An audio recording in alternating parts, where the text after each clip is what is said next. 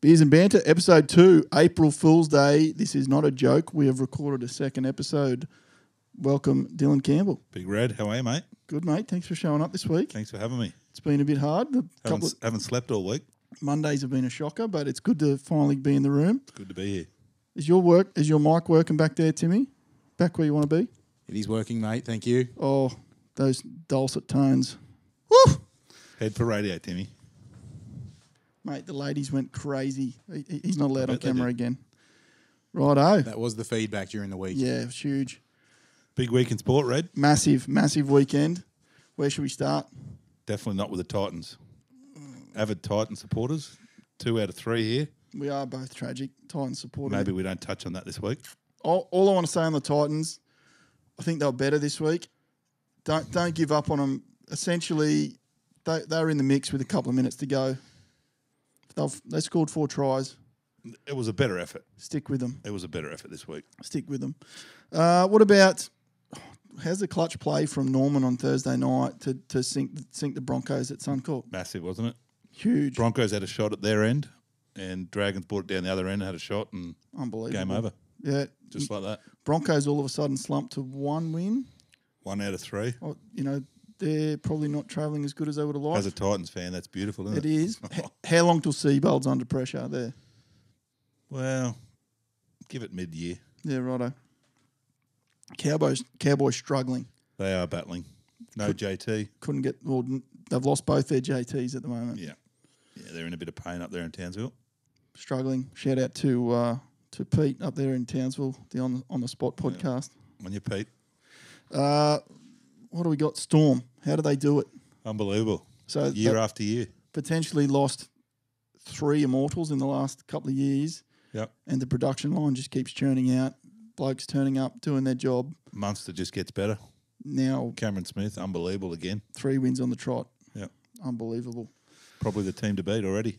Before we finish on the NRL, obviously the hot topic is relocation in the NRL. It's a no-brainer for me. You cannot have that many teams in Sydney or in New South Wales. I think Newcastle safe, St George safe, Canberra safe, Penrith safe, and the rest of them need to work out how do you divvy up Sydney into maybe another 2 or 3. So the big question: where do they take that extra team? Perth. For me, it's Perth straight away. I hate this idea that they think just straight off the bat you can send another team to Brisbane and it's going to be successful. I think a second Brisbane team needs to be its own venture. Ipswich? Yeah, doable, but they're going to play out of Suncorp. So the NRL's mentality, I think, is that they're going to fill Suncorp 26 rounds a year, and I don't see it. I think all you're going to do is erode from the Titans market, which, say what you like. It's already struggling. We're in a battle with the Suns, and I know you're a Suns fan, but NRL, rugby league is truly my first love when it comes to sport.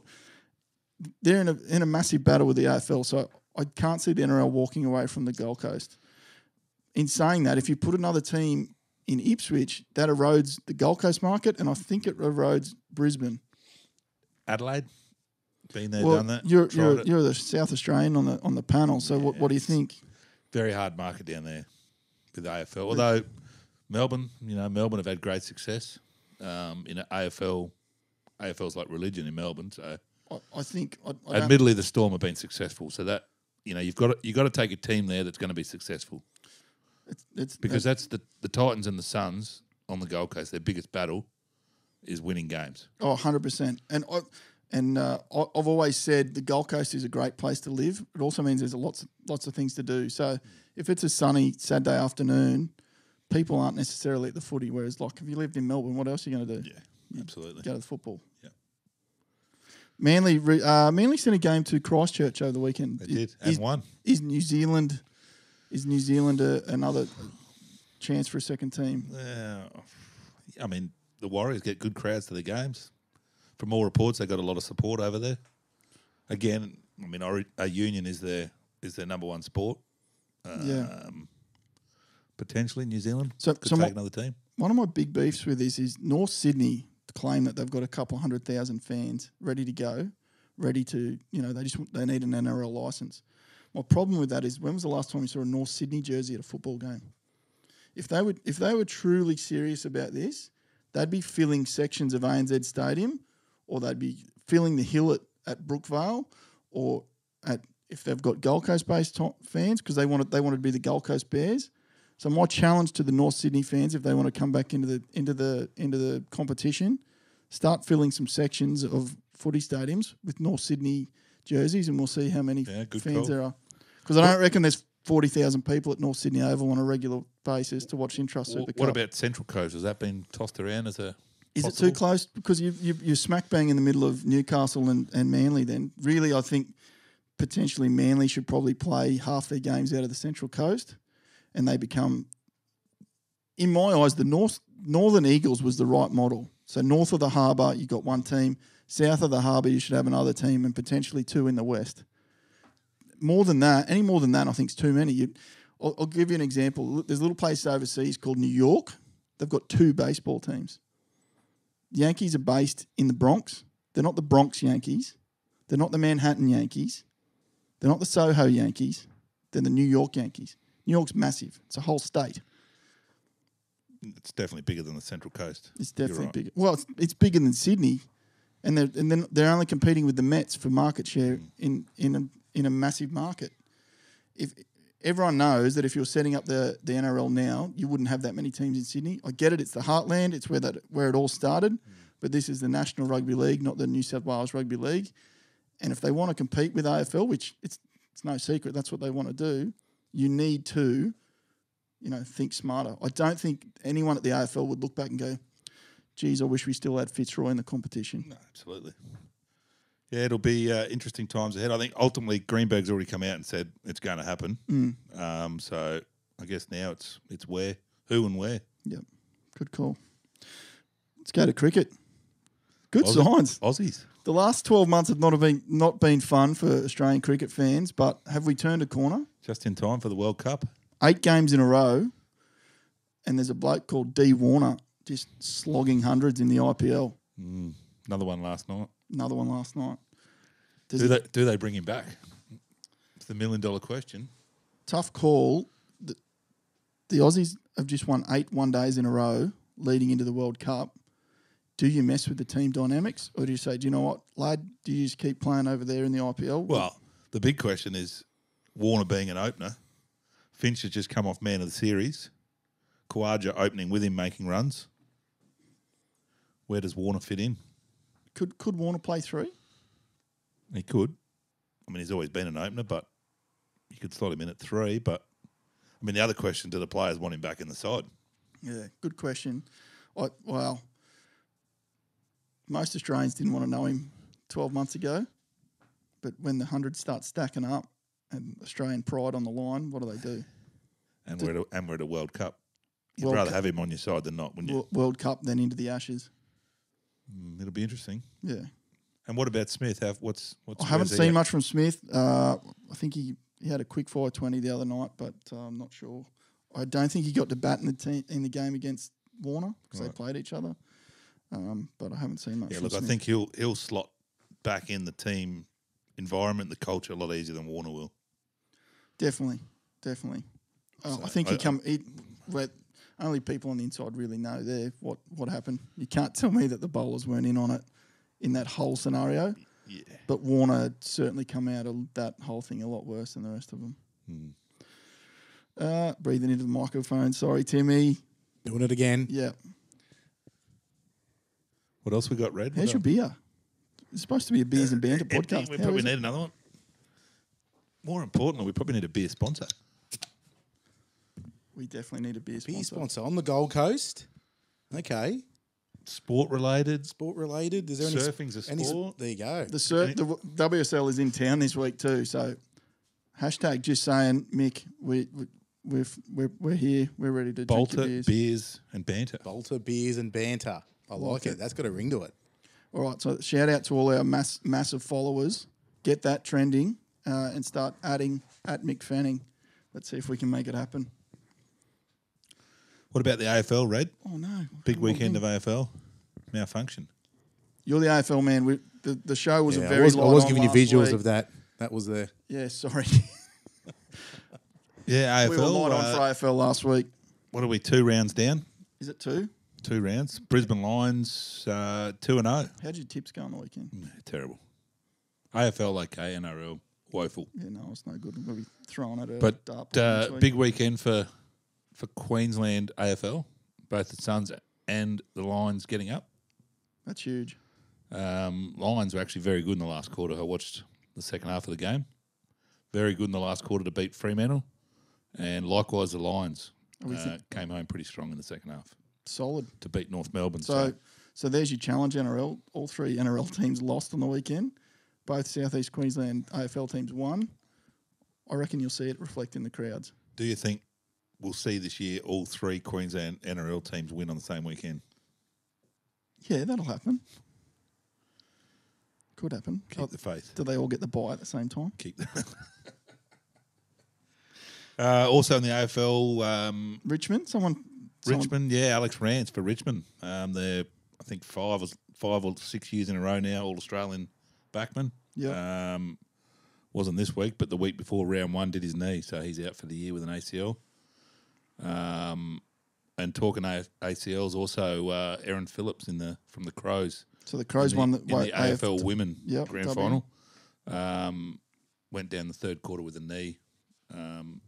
Haven't seen the scan reports today, but from all reports, it's an ACL. So that's tough.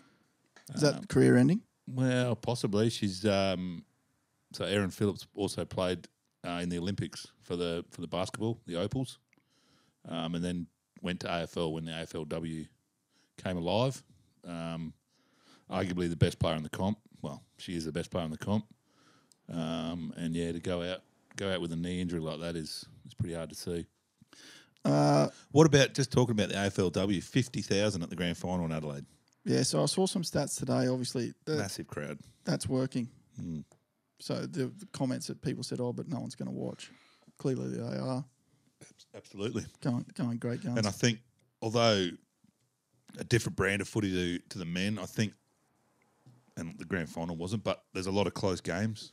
They're low scoring generally, so that they're a lot closer than maybe the men's games, whether people like seeing that close contest. Now, you've got a Suns jersey on, but where does your heart really lie when it comes to AFL? Adelaide. Crows. I'm a Crows man. So when I grew up in Adelaide, the Crows came into the competition. Can't remember what year, but I was a teenager. Yep. Obviously before Port Adelaide, they were the first South Australian team in the AFL. Were they? Yep.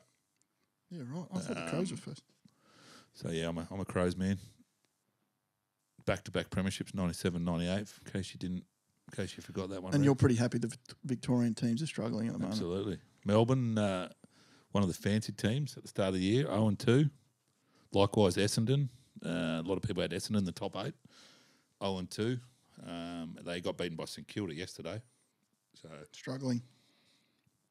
Yeah, there'll be some coaches under pressure, certainly in the AFL in the next 6 to 8 weeks. All right, you keep your finger on the pulse there. Will do. Righto. Watch this space. March Madness. We haven't caught a lot of these. College. But, Michigan State have upset Duke. Yeah, a lot of people had Duke penciled in to take home the title. Down Michigan to the final State four beat them by a point, I think it was. That close. Yeah, so that must be in the next week or so, the final game. Well, we'll keep an eye on that. What about some of our Aussies doing well overseas? Ash Barty over the weekend. Unbelievable. Winning the Miami Open. How good is she going? Shout out to Grandma. I got in trouble for not mentioning Ash Barty last week. On your Grandma? Look, I think Australians going to struggle to warm to her. She needs to start smashing some rackets, get some violations, start abusing some people in the crowd, all that sort of stuff. Tanking. We haven't seen an Aussie tennis player with a good attitude for a while, have we? It's refreshing. I'm only joking, folks. So I think she's the first Australian tennis player in the top 10 for about 6 or 7 years. Huge. So, and she did it by winning the Miami event. So go Ash Barty. And she's only young, 22 or 23 years old. So she was a cricketer too. Yeah, played cricket for the Heat a couple of years ago. Boom. Gave tennis away for I think 12 months, 18 months. Come back bigger and better. So good. What else? I'm glad I didn't lose any sleep over the F1 last night. 105. Ricardo, what's doing there? FIA, are you kidding? Like, there's 4 people that that watch Formula One in Australia are not staying up till 1:05 in the morning to watch your race. Hot tip. And then when I saw the results, I didn't watch the Hamilton again. Ham won. Bottas second. Charles Leclerc held on for third, even though his car was starting to struggle. And Ricardo, how many laps did he make? Yeah, so the Renault's gone. They were right there at the end of the race, and then on the same lap, they both failed. Could be a long season for our boy. Yeah, I think. Yeah, Honey Badger. Tough year for Ricardo. Honey Badger, we're here, mate. We're rooting for you. Jack Miller, fourth in MotoGP. I don't have a lot of news on that one. No, that was a good race. Shout out. It was in a tight battle for fourth and fifth. Was fifth, but got into fourth, I think, on the last lap, or maybe the second last lap. So Now we've Marquez pretty much led from go to woe. Yeah, righto. You've got an inside source there, so hopefully we should We'll see how we go on that We'll get some news on that one.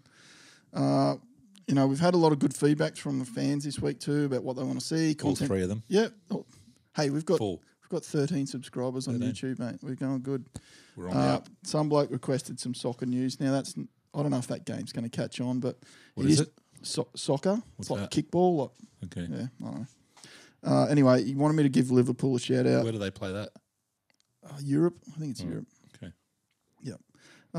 Liverpool last minute out of jail. The other team scored an own goal, so they are 2 points clear with Liverpool 6 games to go or something in the World Kickball Cup, I think it's called.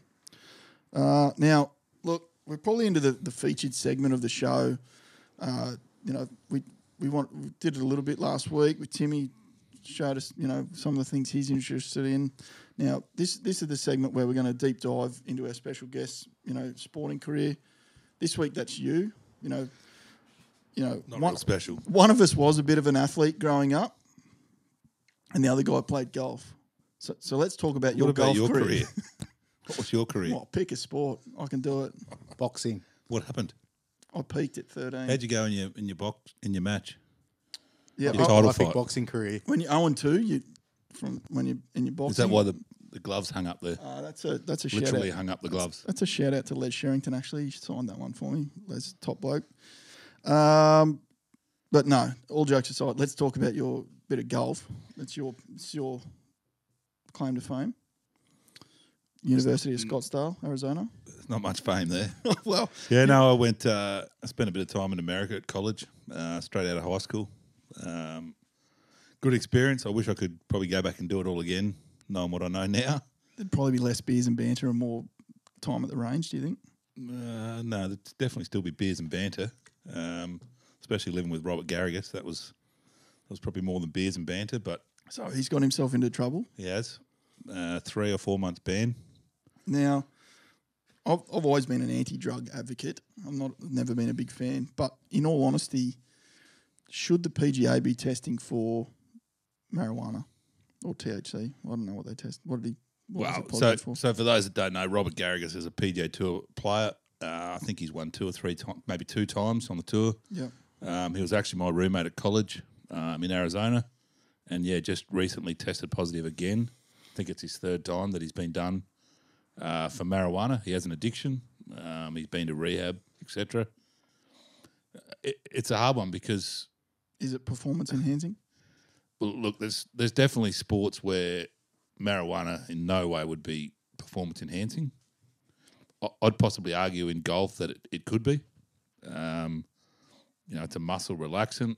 For guys that get anxious or tension or whatever it might be, it can help relax the muscles, relax the body, which in golf is pretty important. Other sports like footy and some other contact sports, you probably don't want to be too relaxed or too mellow. Is there any particular type, like skunk, or is there a particular strain that you think? No, there's not. Timmy. Okay. Timmy with the science update. I thought we were doing flat Earth this week. Sorry. I think coming from Ballina, you'd know all about a few Well, this is different the thing, strains. because obviously I could come past Nimbin on the way. Yeah. So if there was a particular strain that was... Yeah, I'm not sure what strain he tested positive to, Okay. Timmy, but ultimately he tested positive. Yep. It's a good question, Matty, but I think golf, well, at the end of the day, it's on the banned on the banned substance list, list, so and he tested positive. Fair enough. Obviously hasn't changed from when I was at college with him. Yeah, I'm going to leave that right alone. Yeah. Next question. World match play over the weekend. Yeah, so finished this morning. Who won? Kevin Kisner, number 48. Well, he was ranked 48, so top 64, get a start. He was ranked 48 out of 64, so don't know if it's the highest ever seed to win, but it's up there. Beat Matt Kuchar in the final. Kisner actually finished second last year, so he's gone runner-up winner, which was pretty big. Yeah, good stuff. American guy, he's been around for a while, had a pretty good career. This is obviously his biggest win to date, so he's coming into form. Masters are only a week and a half away. So stay tuned to Beers and Banter. We're probably going to try and preview the Masters fairly heavily. We will. Stay on top of what's going on there. The best golf tournament of the year, so... I've noticed the guy smiling a lot, and I don't know whether the rest of them should be nervous, but Tiger Woods seems very relaxed. Yeah, he had a good week the week just gone in the match play. He got knocked out in the quarterfinals, I think, by the young Denmark guy. But beat Rory prior to that. So that was a big scalp. Rory's probably the hottest player in the world at the moment, so Tiger took him down. And obviously back to Augusta, he can play that.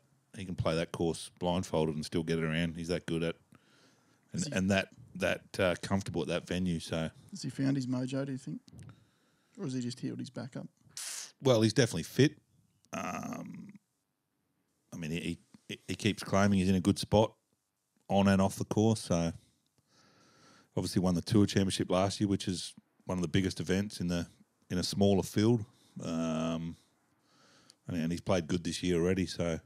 Look out. He'll be thereabouts at Augusta. But this, we'll dive more into it, but I think McIlroy's definitely the man to beat.